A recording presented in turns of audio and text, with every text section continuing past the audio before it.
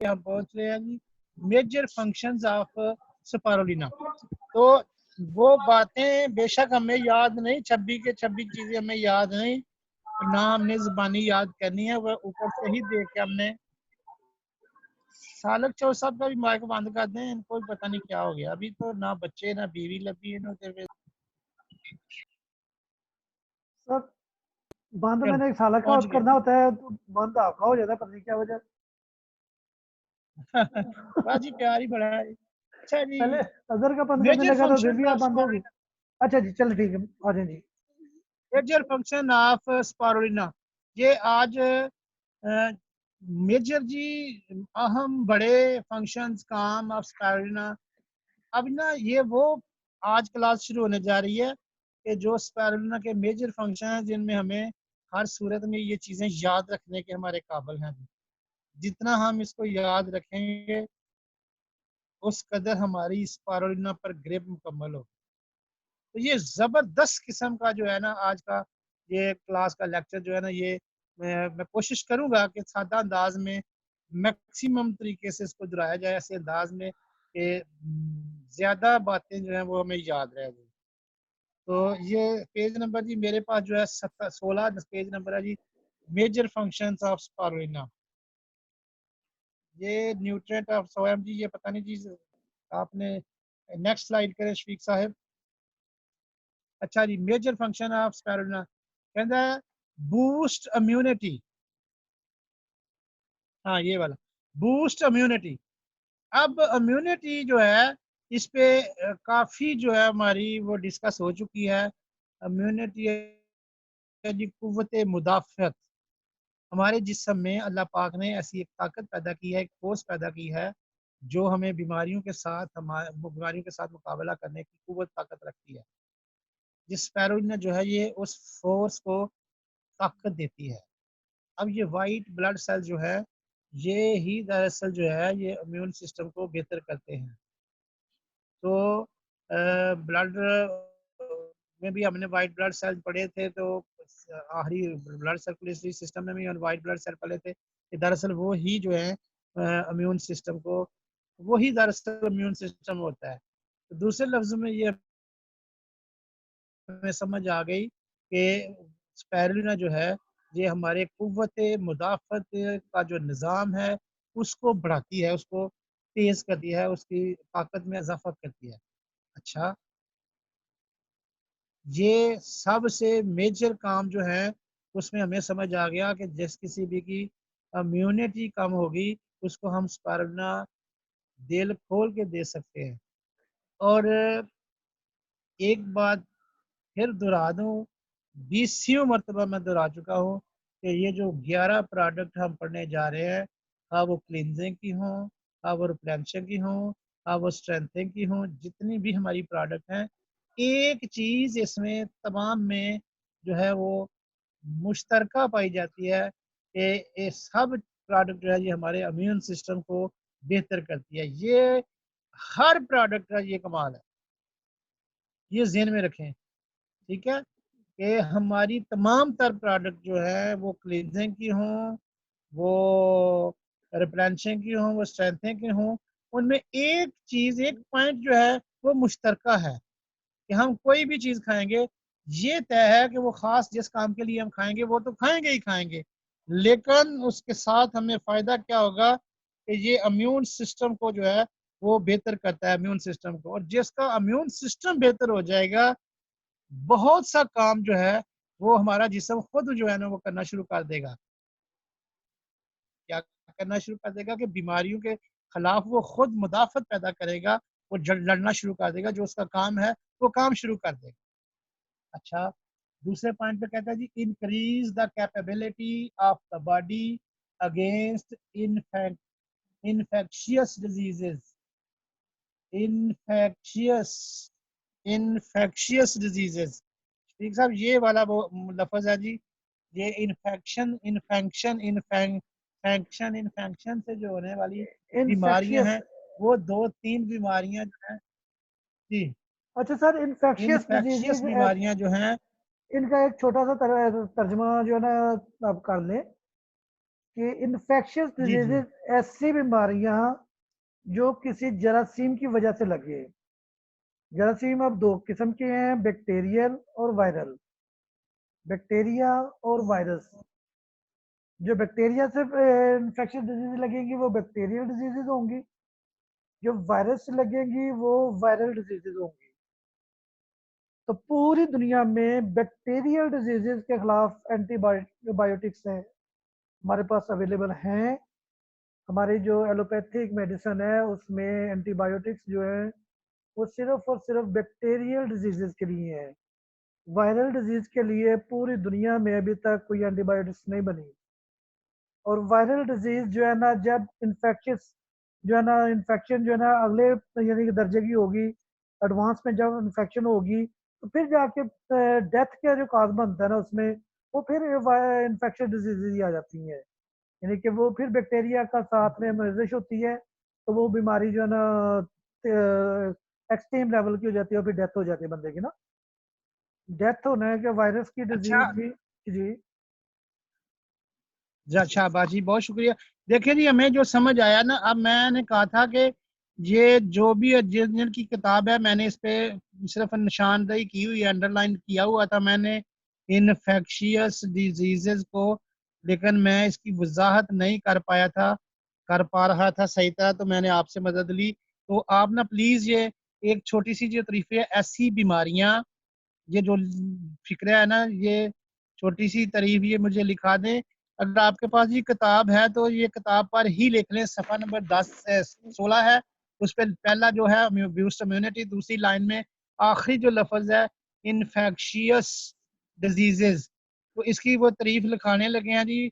ऐसी बीमारियां, जी शफीक सही लिखा दें जरा मलाक के तौर पर, ऐसी बीमारियां जो किसी जरासीम की वजह से लगती हैं, ऐसी बीमारियां जो किसी, जरासीम। हाँ, जो किसी जरासीम यानी कि बैक्टीरिया या वायरस।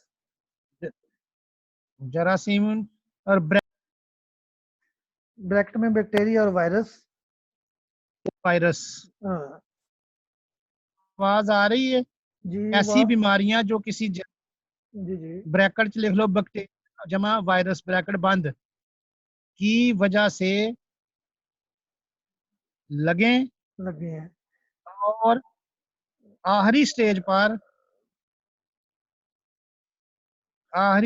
पर पहुंच जाएं, जिसके बाद मौत यकीनी हो।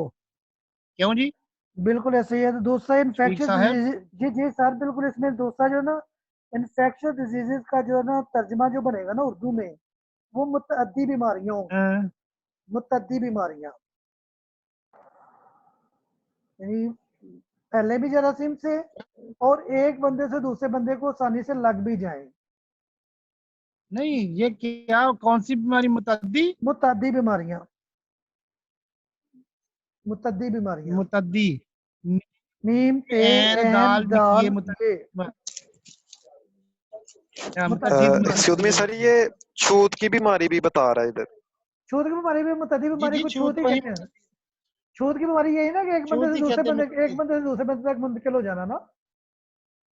जैसे आजकल कोरोना है, ये भी छूत की बीमारी है।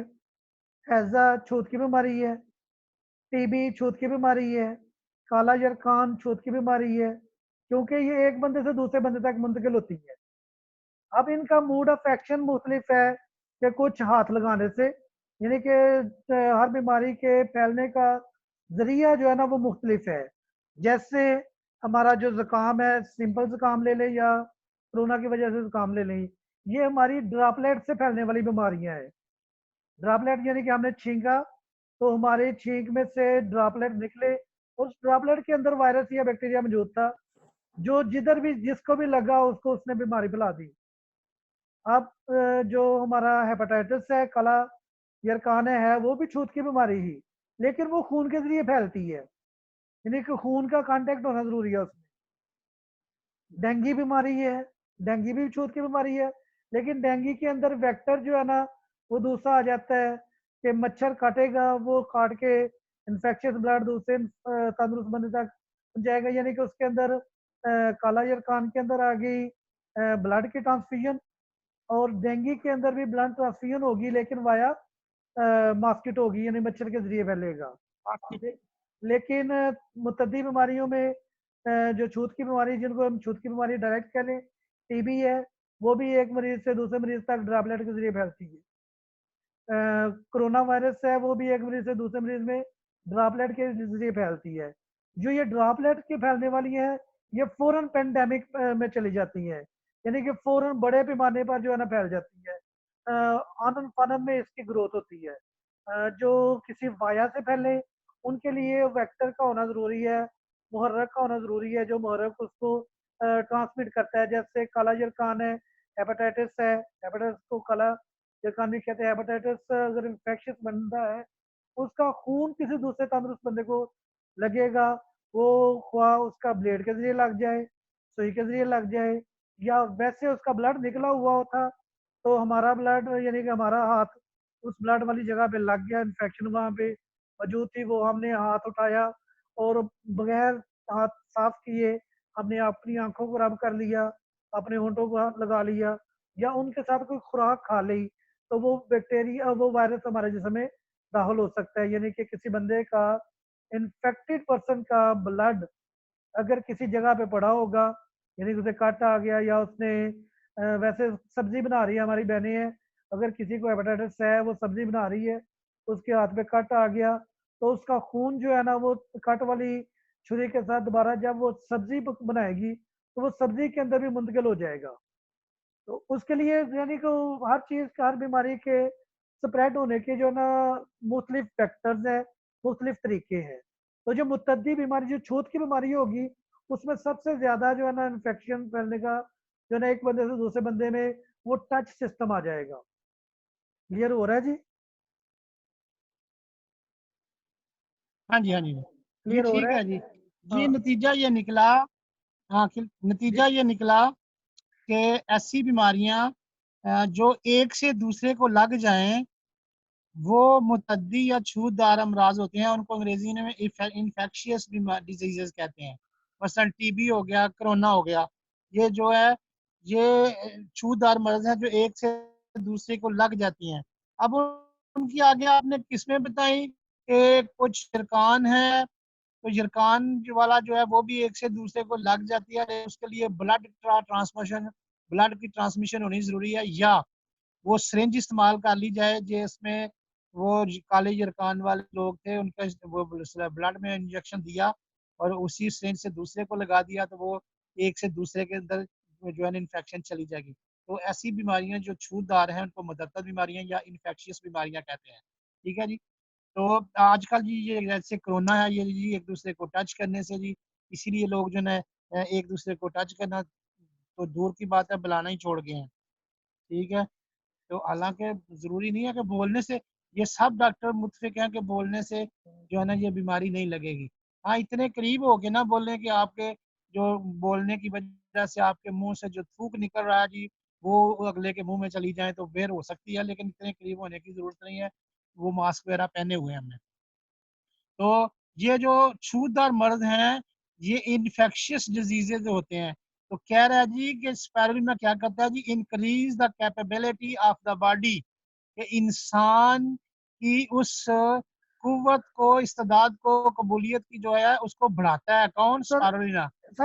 इस लाइन का जो तर्जमा अगर हम लिखना चाहते हैं, तो लिख लें, हम्म। मुतद्दी बीमारियों से बचाव के लिए, मुतअद्दी बीमारियों से बचाव के लिए जिस्म की सलाहियत को बढ़ाता है। हाँ, स्पाइरुलिना। स्पाइरुलिना यानी कि बात स्पाइरुलिना की हो रही है ना, कि स्पाइरुलिना क्या करता है, जी इम्यूनिटी सर। को बूस्ट करके मुतअद्दी बीमारियों से बचाव के लिए जिस्म की सलाहियत को बढ़ाता है। मुतअद्दी बीमारियों से बचाव के लिए, से बचाव के लिए लिख लें जी, ये कोई ऐब नहीं है, लिख लें ये। जब आप पढ़ेंगे या पढ़ाएंगे तो ये आपके लिए परेशानी का बायस भी बाद में आपका लिखा आपके काम आ जाएगा। ब्रैकेट में नीचे जी ने बड़ी जगह है, उसमें लिखे मुतअद्दिद बीमारियों से बचाव के लिए जी जिस्म की सलाहियत को लिखा है, बढ़ाता है। जिस्म की सलाहियत सलाहियत को बढ़ाता है। को बढ़ाती बढ़ाता बढ़ाती है है, ये बढ़ाता है स्पारुलिना कैल्शियम को। स्पारुलिना ही आ रहा है ना, जी। ये स्पारुलिना। मरक्कब में भी ले लें, मरक्कब मोनस में भी ले लें, कोई मसला नहीं है इसका ना। चलो जी ठीक है जी।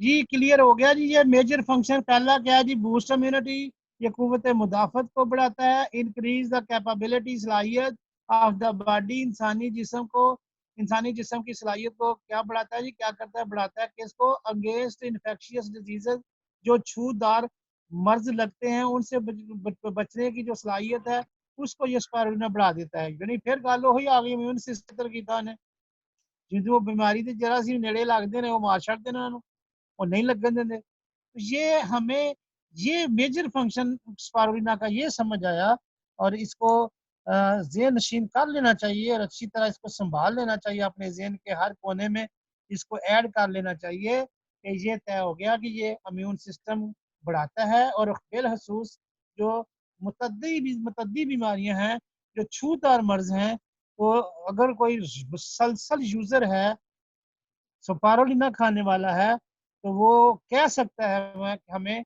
कि जी मेरे अंदर अल्लाह पाक ने वो सलाहियत, जो भी छूतदार मर्ज, जो फैलने वाली मर्ज हैं, एक से दूसरे को लगने वाली मर्ज हैं, वो मैं मुझे नहीं लग सकते क्योंकि मैं मुसलसल यूज़र हूँ स्पारुलिना का। तो ये कितनी बड़ी नेमत है, कितना बड़ा जो है ना वो अल्लाह पाक ने ये जड़ी बूटी इस पे ताकत रखी है। तो कह रहा है जी major function of spirulina enhance the body for prevention of radioactivities, enhance the body for prevention of radioactivity।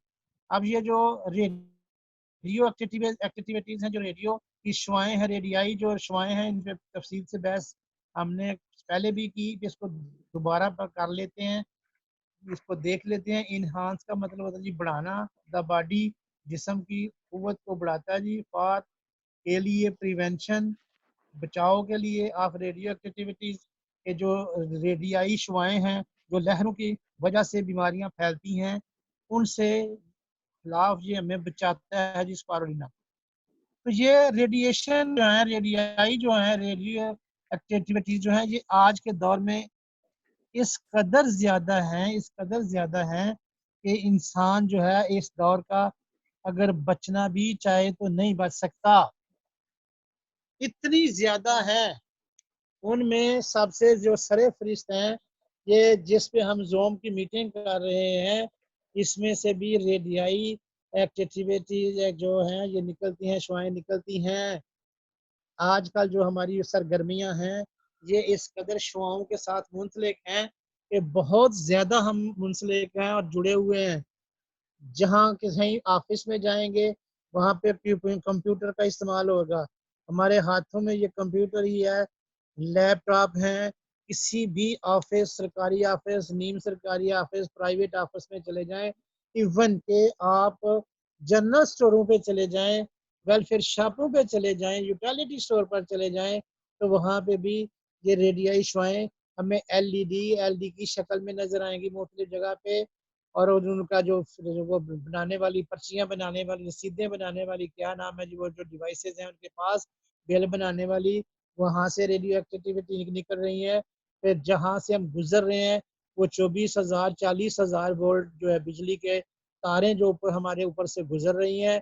फिर जगह जगह आबादियों में ये मुख्तलिफ टेलीकॉम कंपनीज ने जो टावर लगाए हुए हैं, इनसे बड़ी पावरफुल, फिर जब ये बिजली करकती है, बिजली चमकती है, तो उस वक्त जो वो निकलती हैं उससे रेज, वो भी हमारी बॉडी के लिए नुकसानदेह होती हैं। तो ये बहुत सा जो काम है आज के तरक्की याफ्ता दौर में, उससे ये प्रिवेंट करती है हमें, जो है ना समाज स्पारुलिना जो है।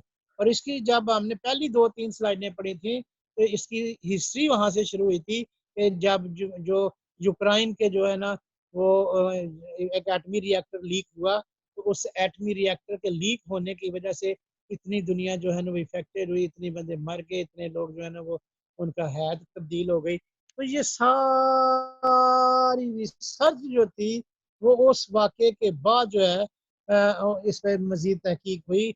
और ये रेडियाई एक्शन जो है वो यहाँ पे भी आपको अब ये जैसे बिजली का करंट लगने का जो वाकयात होते हैं जी, तो फौरी तौर पर हमें हमारे जिस्म में अगर ये वो बिजली की करंट की शक्ल में चली गई है, तो हमें फौरी तौर पर जो है वो कैप्सूल के जो है ना हमारा उसकी कमी को पूरा करने के लिए जो उसकी वजह से हुई, तो ये स्पारुलिना हमें उससे महफूज रख सकती है। अच्छा सर, इसका तर्जुमा तो लिख लें बेशक दूसरी ना। चीज जी, जी जी तर्जुमा ताबकारी दिखा दें शुआओं, जी।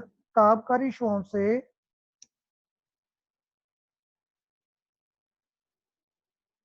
ताबकारी शुआओं से ये जी ताबकारी शुआओं से शवाओं से महफूज रखने के लिए महफूज रखने के लिए इंसानी जिस्म को इंसानी जिस्म को मजबूत करता है या करती है स्पारुलिना। मजबूत करती है। एक बारी नसी ने उतले ले बढ़ाता है तो इतने ने करती है ताकि उन्हें त्रास कोई ना आए। ठीक बिल्कुल है। ठीक। हाँ, जी तो सर। जी ये पहली स्लाइड जो है ये हमें ये इसने बताया कि अब वो लोग जो मेरे कहने पर जो इस कंपनी में काम कर रहे हैं और जिनके हाथ में, हाँ वो मर्द हैं या और जिनके बाजू पर ब्रेसलेट नहीं है, भाई ये समझे प्लीज। ये हमें, हम जिस इदारे में काम कर रहे हैं वो सबसे पहले कहता है जी योर हेल्थ इज फर्स्ट, सबसे पहले आपकी सेहत। अब वो मैं बार बार कह रहा है कि ये इतनी ताबकारी शुआएं हैं, ये इतनी रेडियाई एक्टिविटी हमारे इर्द गिर्द हो रही हैं कि हम खुद लेके घूम रहे हैं। तो कोरोना के बारे में वो हमें जो आगाही मुहिम में दी जा रही थी, तो वो कह रहे थे कि कोरोना ने आना नहीं है आपके घर, आपने लेके आना है उसे जब भी आना है। भाई समझे, ये रेडियाई ये ताबकारी जो शुआएं हैं, ये हमें कहीं से नहीं, हम हर वक्त हमारे पास है। हम बेशक टावर के नीचे ना गुजरे, अब हालांकि गुजरने के बगैर गुजारा ही नहीं है, जहां से भी गुजरेंगे भाई हमारी ये फोनों की सर्विस है तो वो शुआएं हैं। अगर वो शुआएं नहीं होंगी उसके टावर की हमारे जिस्म के करीब, तो हमारे मोबाइल एक्टिव नहीं होंगे। तो ये इसका मतलब ये हुआ कि हम किसी सूरत बच ही नहीं सकते। एक ही हाल है कि वो क्या, कि हम इस बात को मान लें, यकीन कर लें। इससे पहले वो कहते हैं ना जी, वो मस्जिद में लिखा होता है जी, नमाज पढ़े कबल इसके कि आपकी नमाज पढ़ी जाए, नमाज पढ़े इससे केवल कि आपकी नमाज पढ़ी जाए। भाई ये हम इससे पहले कि हम लोगों को डराएं, हम खुद तो पहले डर जाए इससे। तो जो खवातीन जो लड़कियां हैं बेटा, उनको भी, और जो जेंट्स हैं माय डियर ब्रदर्स, उनको भी हर सूरत में अपने बजट को, अपने पेट को काट कर भी अगर ये ब्रेसलेट खरीदना पड़े, तो सबसे पहले आप जो है ये आपके हाथ में ब्रेसलेट होना चाहिए, जिससे हम ताबकारी शुआओं से पहले सबसे अपनी जिल्द को बचाएं, अपने आप को बचाएं। Your health is first. ये जो एक एक फिक्रा जो इस किताबों में जो हमें पढ़ाया जा रहा है, इसकी कोई वक़्त है, इसकी कोई वैल्यू है, लेकिन किन लोगों की नजर में जो इस पर मन्नो अन जो है ना अमल करने की कोशिश करेंगे। मुश्किल हालात हैं, लेकिन मुश्किलात जब मजीद बढ़ जाएंगी तब हम क्या करेंगे खुदा न खास्ता। भाई वो बड़ी जबरदस्त एक हफ्ता पहले एक जो है ना वीडियो भेजी थी ग्रुप में, मैंने भी उसको शेयर किया था, बाद में मुझे भी कहीं से आई थी, बहुत जबरदस्त थी। वो एक आदमी खड़े होकर कह रहा था कि एक बंदा जो था वो मेरे पास आया कि जी मेरे अब्बू को डायलिसिस करवाने पड़े हैं, प्लीज कोई ऐसा नुस्खा बताएं मैं बच जाऊं। मैंने कहा जी, वो कह रहा था, वो बंदा कह रहा था, मैंने उससे कहा उसको अब दुआओं के सुपुर्द कर दो, अल्लाह के हिफाजत को सुपुर्द करो, वो अब नहीं बचेगा, अपने आप को बचा लो, मैं तुझे बचा सकता। भाई इससे पहले कि हमें ताबकारी शुआओं के असरात जो हैं वो हमारे जिस्म में ट्रेस हो जाएं, अब हमारे पास देखें, हमारे पास ये एक नेमत है हमारे पास कि हम अपने आप को अपने आप को ताबकारी शुआओं से महफूज कर लें, ब्रेसलेट लेके पहन लें अपने आप को। तो आप कई शुआओं से जब ये क्या करेगी, ब्रेसलेट क्या करेगी, ये उन शुआओं को हमारे जिस्म पर लगने ही नहीं देगी।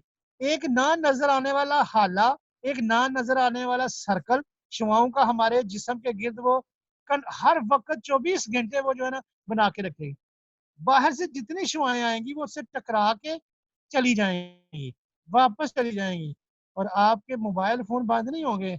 उन कहीं सोच रहे ना यार जी शुआएं नहीं आनी है मेरे जिस्म से, मेरा मोबाइल हो तो फिर बंद हो जाना, मैं फेसबुक कितना इस्तेमाल करूँ। भाई आप सारे काम करेंगे, जो आपका मोबाइल का काम है वो होगा, लेकिन उसके जो मुज़र असरात हैं, जो बुरे असरात हैं, वो हमारा जो ब्रेसलेट है वो आपके जिस्म के ऊपर असरअंदाज नहीं होने देंगे। और ये हमारी खाने वाली जो चीज़ें हैं उनमें ये टॉप क्लास जो है रेडियाई एक्टिविटीज के लिए, ताबकारी शुआओं के लिए, वो है स्पारुलिना।